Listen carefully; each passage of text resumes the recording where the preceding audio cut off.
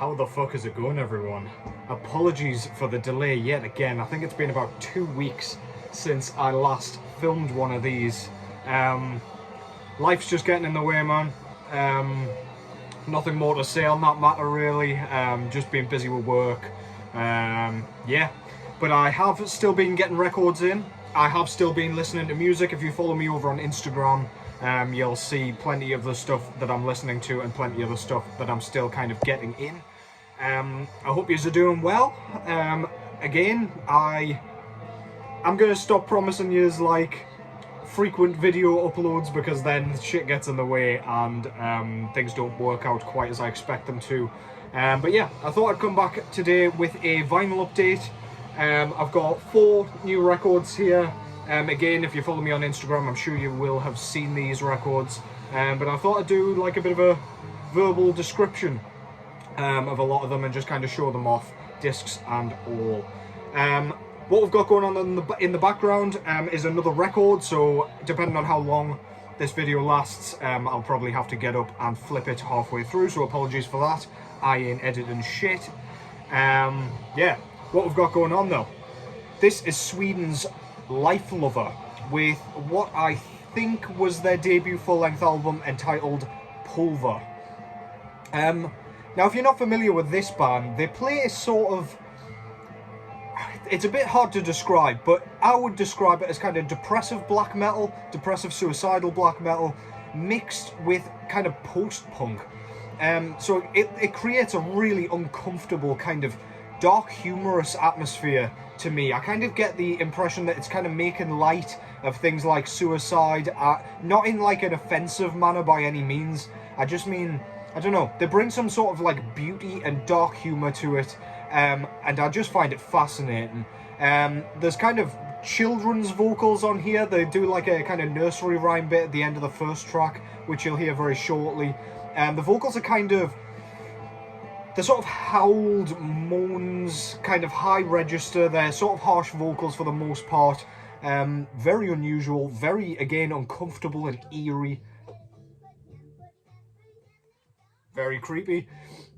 Yeah, man. Great album. Sweden's Life Lover. That's Pulver. Please go and check that out if you fancy something a bit different. It's a nice mix of a couple of different genres, which you don't really usually see kind of done in this way. So yeah, go and check that out. Life Lover, Pulver, fantastic shit. I'll pop that there and hopefully it will behave itself and stay there. If it drops down, so be it. That's absolutely fine. Yeah, so as I say, I've got 4 records here of very differing styles, I would argue. So yeah, I'll just get into it in a second once I have a swig of tea. I'll burn the fuck out my face. Yeah, so what we've got, first of all, this one came in quite a while ago. But this is the 2023 release by Minenwerfer entitled Feuerwalzer or Feuerwalzer or something like that. I couldn't remember if I'd actually shown this in another vid. Apologies if I have. But yeah, I might as well talk about it again. So if you're not familiar with Minenwerfer, they're basically a black metal band out of the US, believe it or not. You would assume German by the kind of song titles and things, and they kind of come across as a German black metal band to me. I don't know why, but yeah, so this is their latest full-length album. I believe this is their 3rd or 4th full-length album, don't quote me on that. I again haven't done my research, but yeah, this was put out through Osmos Productions. This is, unlike their album prior, Alpenpasser, this is a lot less atmospheric. It's quite a bit shorter as well, whilst Alpenpasser, I think it cleared the hour mark, if not just kind of approached it. It was definitely 50 plus minutes long and was put onto a double LP. This one is about 49 minutes long, maybe? Don't quote me on that, but it's a bit of a shorter release, a bit more punchy, a lot less atmospheric, a lot less pretty. They rely heavily on the kind of visceral blast beats, incredibly raw and devastating. It's really kind of, it gives off the impression that you are on the front lines, kind of crawling through shell craters and barbed wire, and kind of body littered kind of marshlands. It feels like you're in no man's land for this entire thing. Blast beats kind of sound like machine gun fire, and they just rattle through the full album. You feel like you're being peppered with shrapnel from beginning to end. This is one of those bands that, one of those black metal bands, sorry, that doesn't mind using solos. So lead solos are obviously not like a common feature of black metal.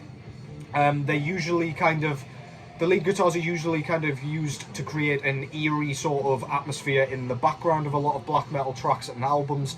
But here, they go for full like heavy metal solos, not quite as emotive as Album Passer, but yeah man, absolutely great shit. The drum work on this is phenomenal in general, like it's quite complex, lots of kind of transitions, really high kind of shrieked vocals, really gets the point across nicely, but you can hear kind of every word he's saying. The vocals kind of poke through the mix really nicely, so you can kind of get all that brilliant World War I themed lyrical content. So yeah, if any of that sounds good to you, please go and check this shit out. It's fucking great. One of the best releases from 2023 so far for me. That's Mine and Werfer with Feuerwalzer. Front cover there, I'm not really sure what's going on there. It looks like a battlefield with like some graves, but yeah, it's kind of a blurry photo. I don't know if that's like artillery kind of fire in the background there, hard to tell. Really like their logo there with a couple of Minenwerfers, which are a kind of anti-tank grenade, I believe, or sticky grenade, I don't know really, but yeah, just normal font for the title. Back cover there, you've got more of that kind of artillery fire or whatever it is, kind of sort of creating like a nice reflection in this pool of water here. Looks very kind of somber and like lonely, very eerie. Word of the day apparently, eerie. And then we've got the track listing there. Absolutely great shit. Shrapnel Exsanguination might be one of the best track titles of the year so far. Inside there we've got all the lyrics, and a very cool photo of the band there, just a two-man band in their gas masks. Very cool. And this one came on a very fitting kind of grey, silver, whatever you want to call it, vinyl. Beautiful stuff, goes perfectly with the artwork. I believe this was also pressed on black and gold vinyl, but I thought grey fit the vibe much nicer. Mine and Werfer, Feuerwalzer, kind of thematically falls into the same category as like Cannon and Fibre, 1914, those bands that are doing the World War I shit as well. Just like those bands, this is fucking great. Lots of great melodies, lots and lots of aggression. If you come out of this thing alive, you've done pretty fucking well. That's Mine and Werfer, Feuerwalzer.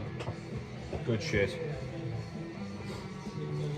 Next up, we've got an album that was kind of missing from my collection. I started this band's discography quite late, and by quite late I mean like 3 albums in, when they started their recently kind of ceased trilogy.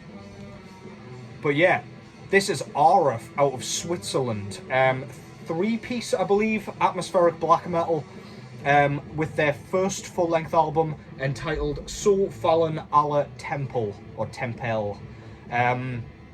Yeah, so if you're not familiar with Aura, they play a very kind of very thought-provoking and emotive style of atmospheric black metal. Very lead heavy, and they rely heavily on sort of beauty to create like a sort of, I don't know, they just create an atmosphere like no other. If I was going to describe, compare them to another band, it would probably be someone like Grima. So they're very aggressive in the way they kind of portray their black metal sections. So lots of blast beats, lots of kind of complex cymbal work, really like kind of frantic riffing. But then you've got those beautiful leads that kind of coat the record in like dewdrops. Really pretty. Feels like you're out in nature.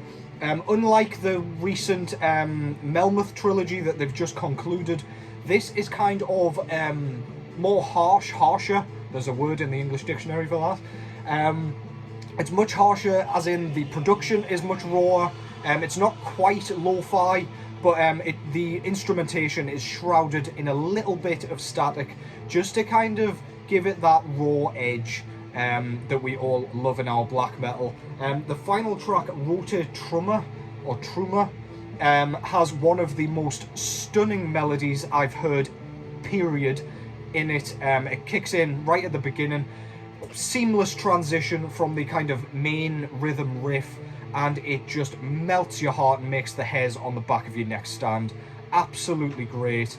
I believe the vocalist of these is a woman, and honestly, they're some of the most obscene vocals I've ever heard. They're really piercing, kind of high shrieks, and they barely sound human, to be honest. They sound animalistic.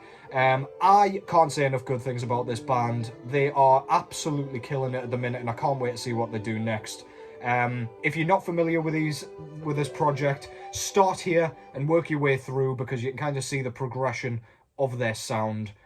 Killer shit. Aura with So Fallen Alla Tempel.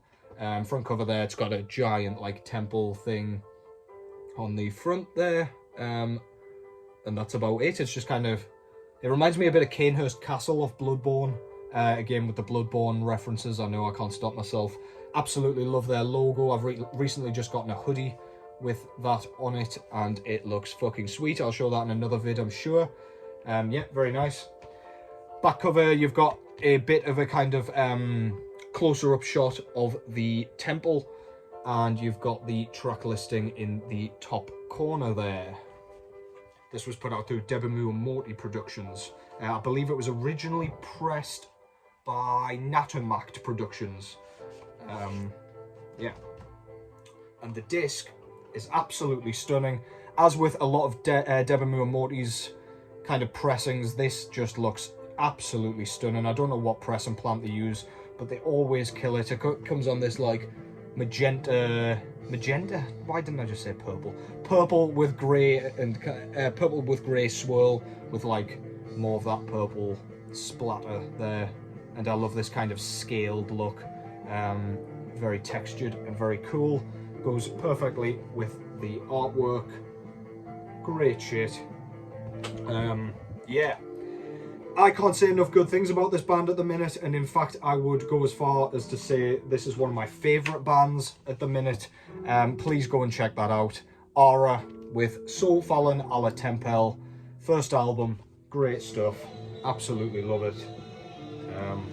Yeah, check it out. Next up, I've got my most recent kind of pickup. This thing, I wasn't sure if I was going to buy it, so I didn't pre-order it, but I loved the first single. I can't actually remember which one it was, to be fair, because I've listened to this thing so many times as a full length now. But yeah, let's just get straight into it. This is a genre I don't normally dabble in. Excuse me. This is Philadelphia's Poison Ruin, with their second full-length album, I believe, entitled Harvest.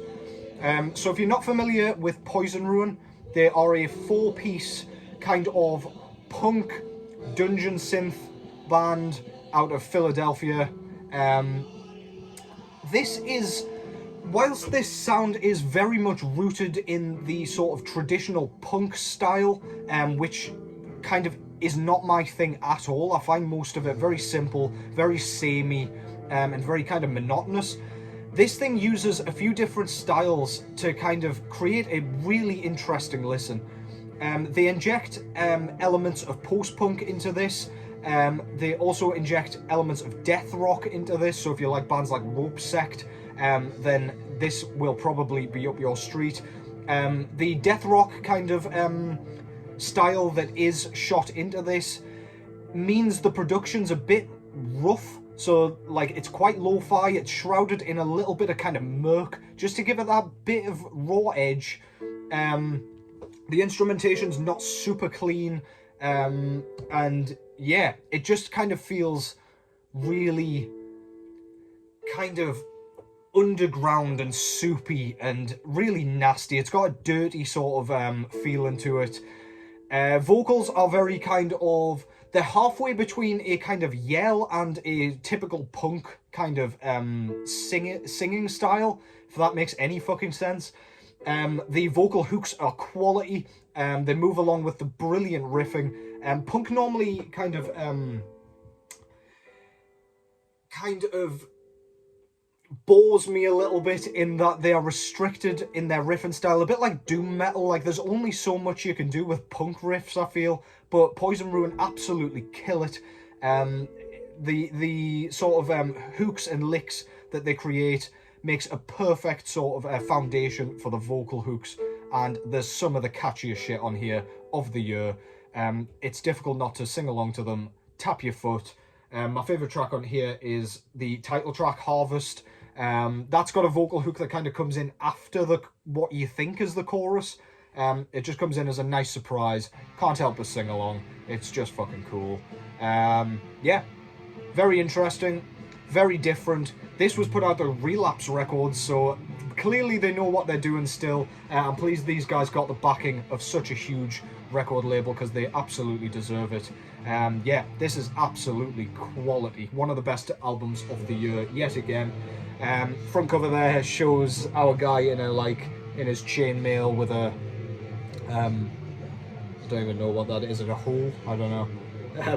About to harvest some wheat or whatever the fuck. Very cool logo, absolutely love that. I wouldn't mind getting some merch with that on it at some point, with the album title at the bottom there. Very cool. Back cover there, you've got another kind of wheat field or whatever that's meant to be, with the track listing on there. As I say, Relapse Records put this one out, and the disc is nothing special. We've just got plain black vinyl, because I didn't really fancy paying Relapse's shipping prices for a coloured variant. So I got this one from inside the UK. This is absolutely brilliant. It's been stuck in my earphones for the entire year since it came out. Probably my most listened to album this year so far. Absolutely love this shit. Go and check it out. Poison Ruin out Philadelphia with their second album, Harvest. Great stuff. And finally, but certainly not least, that's definitely not the saying, we've got an album that I kind of forget about this band quite frequently, and it pains me to say that, because every time I throw this band's work on, I have so much fun with it. The band that I'm talking about is the mighty Macabre, and this album is entitled Sinister Slaughter. Now, I can't remember how far into their discography this one is. I feel like this is their second or third album. Again, don't quote me on that. Obviously, the front cover is kind of a homage or a piss take of Sgt. Pepper by the Beatles. But you've got a load of serial killers on there, and it pretty much sums up the music, to be fair. This is kind of predominantly grindcore, but it's definitely kind of death grind. It's so outlandish and obscene and so fast that it's impossible to get bored with it. The vocals are sort of whiny kind of screams with kind of occasional gruff growls. I believe they've got two vocalists. And yeah, all the songs are so daft. It's like making fun of serial killers and gruesome murders and rapes and assaults and whatever else, all that good shit. All the songs are really fast, punchy, quite short for the most part. We've got 21 tracks on this thing. We've got tracks like Vampire of Dusseldorf on here, which are like, it reminds me a bit of the band Anal Cunt in that it's really not to be taken seriously. You can just have a ton of fun with it. It's kind of bouncy and done in a kind of children's song style, or like nursery rhyme style. It's very cool. Lots of fast kind of drumming, lots of blast beats, lots of kind of rapid double bass work. The riffing and bass work is incredibly fast and complex. The bass really runs the show here. It pokes through the mix very, very nicely.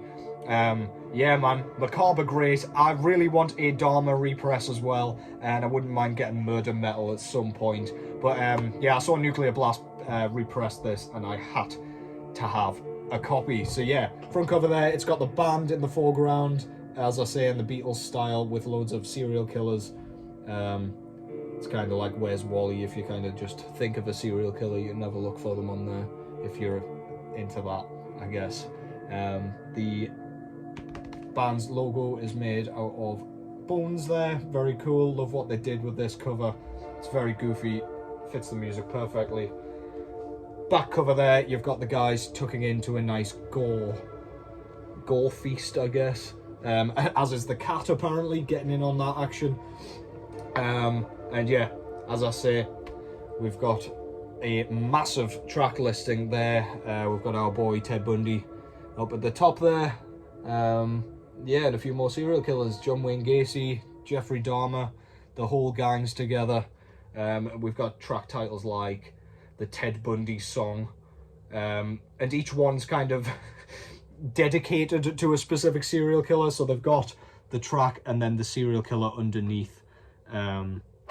Like that, Jeffrey Dahmer, whoever else, all those delightful people. Inside, we've just got the track list and the lyrics there, which are hilarious and definitely worth a read while you listen along to this crazy shit. I'm just going to flip the disc quickly, don't mind me.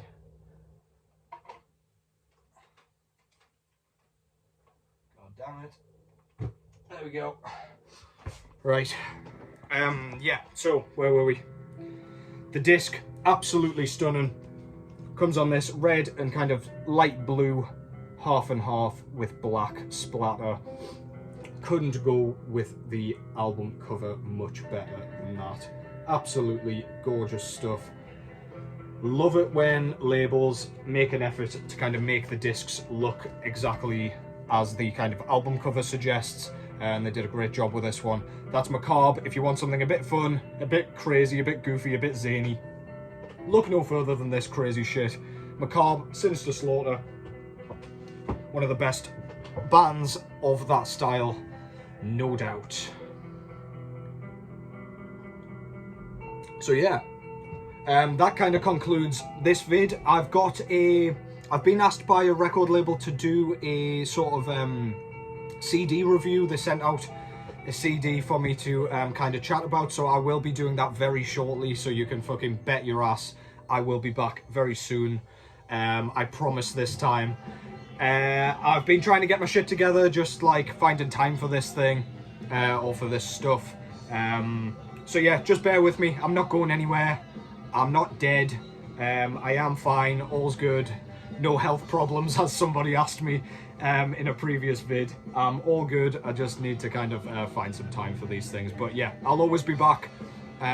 Thank you, as always, for the support. As before, the kind of subscriptions have been flying in still, even though I've been so inactive. So that is much appreciated. The community is fucking booming at the minute, and I just love to see it. But yeah, got a few more records coming in. I've bought a shit ton. I'm actually heading to London next weekend for Incineration Fest, where I'll be seeing the likes of Marduk, Suffocation, Rotten Christ, Asphyx, Lamp of Murmur, and you fucking name it, every band under the sun. So if you're there and yeah, you want to meet up, grab a beer, please, by all means, approach me. That would be very cool. I'm just going by myself and I don't bite much. So yeah, I'll hopefully see some of you there. But otherwise, take care as always. Hope yous are doing well. Hope your week goes well. I'll be back as soon as I can. And I'll catch yous in the next one.